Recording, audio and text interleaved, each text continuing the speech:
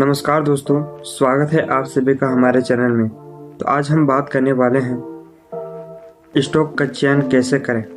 यानी कि बहुत सारे ऐसे मेजर फैक्ट्स हैं जो कि स्टॉक का चयन कर पाते हैं।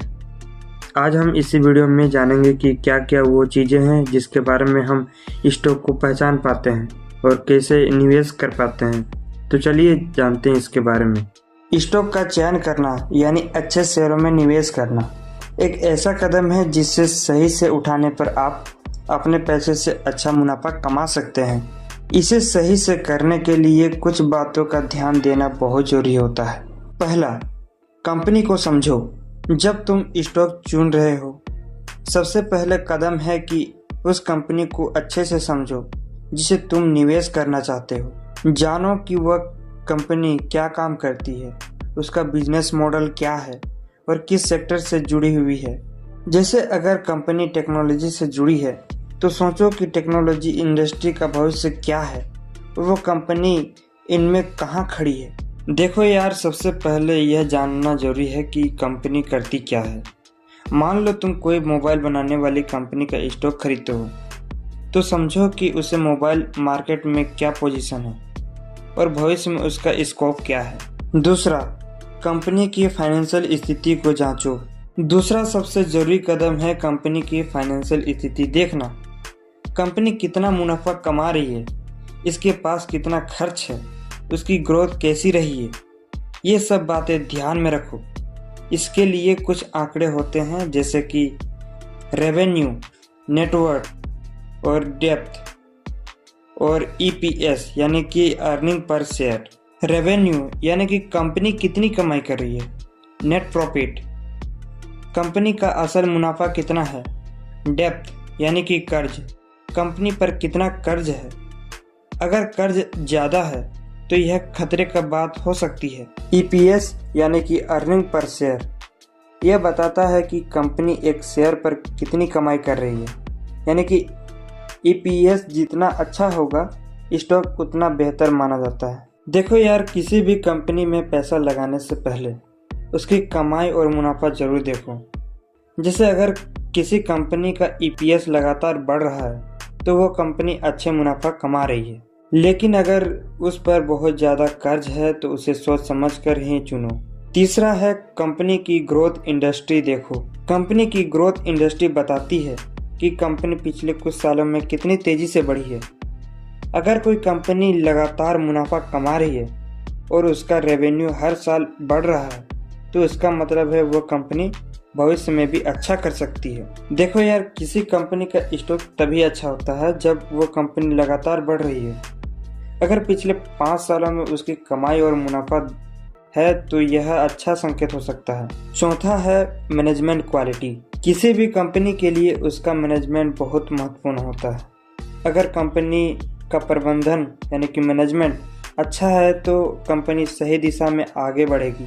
इसके लिए तुम यह देख सकते हो कि कंपनी के सीईओ के बोर्ड सदस्य और अन्य अधिकारियों का रिकॉर्ड कैसा है। क्या वे लोग सही फैसले ले रहे हैं, क्या उन्होंने कंपनी को अच्छे से संभाला है, ये देख लेना। देखो यार, इसमें कंपनी का मैनेजमेंट देखना बहुत जरूरी होता है। अगर कंपनी का सीईओ और बाकी टीम अच्छा काम कर रहे हैं और उनके पीछे रिकॉर्ड अच्छे हैं तो उस कंपनी पर भरोसा किया जा सकता है। पांचवा, प्रतियोगिता और बाजार में स्थिति यानी कि कंपटीशन एंड मार्केट पोजीशन। किसी भी कंपनी के लिए ये देखना जरूरी होता है कि वह बाजार कहाँ खड़ी है और उसकी प्रतियोगिता कैसी है। अगर कंपनी की स्थिति मजबूत है और वह अपने कॉम्पिटिटर से आगे है तो वह अच्छा स्टॉक हो सकता है। लेकिन अगर कंपनी बहुत ज़्यादा कॉम्पिटिटरों में फंसी हुई है और उसकी बाजार में पकड़ कमज़ोर है तो सोच समझकर ही निवेश करना चाहिए। अगर कोई कंपनी बाजार में आगे है और उसकी कॉम्पिटिटर कंपनियों के मुकाबले बेहतर परफॉर्म कर रही है तो वह स्टॉक अच्छा हो सकता है। छठा है डिविडेंड का ट्रैक रिकॉर्ड। अगर कोई कंपनी अपने शेयर होल्डर्स को नियमित रूप से डिविडेंड देती है तो यह भी एक बड़ा संकेत है जिससे यह पता चलता है कि कंपनी मुनाफा कमा रही है और वह अपने निवेशकों को भी मुनाफा दे रही है। ऐसे स्टॉक निवेशक के लिए बहुत अच्छे माने जाते हैं। देखो, अगर कोई कंपनी लगातार डिविडेंड दे रही है तो इसका मतलब है वह मुनाफे में है और निवेश के लिए सुरक्षित है। सातवां है स्टॉक की कीमत का ट्रेंड, यानी कि स्टॉक प्राइस ट्रेंड। इसमें यह देखो कि पिछले कुछ समय से स्टॉक की कीमत किस दिशा में जा रही है। अगर स्टॉक की प्राइस ऊपर जा रही है और इसमें स्थिरता है तो यह अच्छा संकेत हो सकता है। हालांकि अगर कीमत में बहुत ज़्यादा उतार चढ़ाव हो रहा है तो उसे थोड़ा रिस्की माना जा सकता है। देखो, तुम यह भी देख सकते हो कि स्टॉक की कीमत में पिछले एक साल से क्या ट्रेंड रहा है। अगर स्टॉक लगातार ऊपर जा रहा है तो इसका मतलब है कि निवेशक उस पर भरोसा कर सकते हैं। आठवां है लंबी अवधि की योजना बनाओ, यानी कि लॉन्ग टर्म पर्सपेक्टिव। शेयर बाजार में अक्सर लोग जल्दी मुनाफा कमाने की सोचते हैं, लेकिन अगर तुम स्टॉक की लंबी अवधि के लिए चुनते हो तो वह ज़्यादा फायदेमंद हो सकता है। ऐसे स्टॉक्स का चयन करो जिनका भविष्य में ग्रोथ पॉसिबिलिटी ज़्यादा हो और जिन्हें लंबे समय तक होल्ड करने से फ़ायदा हो सकता है। देखो, अगर तुम किसी कंपनी में लंबे समय तक निवेश कर सकते हो तो ऐसे स्टॉक्स चुनो जो 5 से 10 साल बाद ज़्यादा मुनाफा कमा कर दे सकती है। शॉर्ट टर्म सोचकर मत चलो। 9th है रिस्क का आकलन करो, यानी कि रिस्क असेसमेंट। हर स्टॉक के साथ कुछ रिस्क जुड़े होते हैं।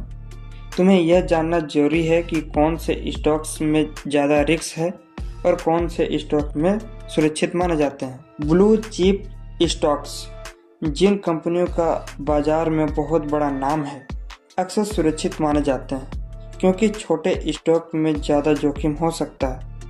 रिस्क और रिकॉर्ड का बैलेंस समझो। रिस्क को हमेशा ध्यान रखो।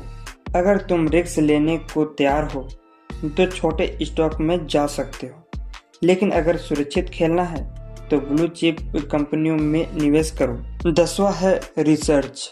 अच्छे स्टॉक्स चुनने के लिए रिसर्च करना बहुत जरूरी है। तुम कंपनी की वार्षिक रिपोर्ट पढ़ सकते हो, मार्केट का एनालिसिस कर सकते हो और विशेषज्ञों की राय ले सकते हो, यानी कि एक्सपर्ट की।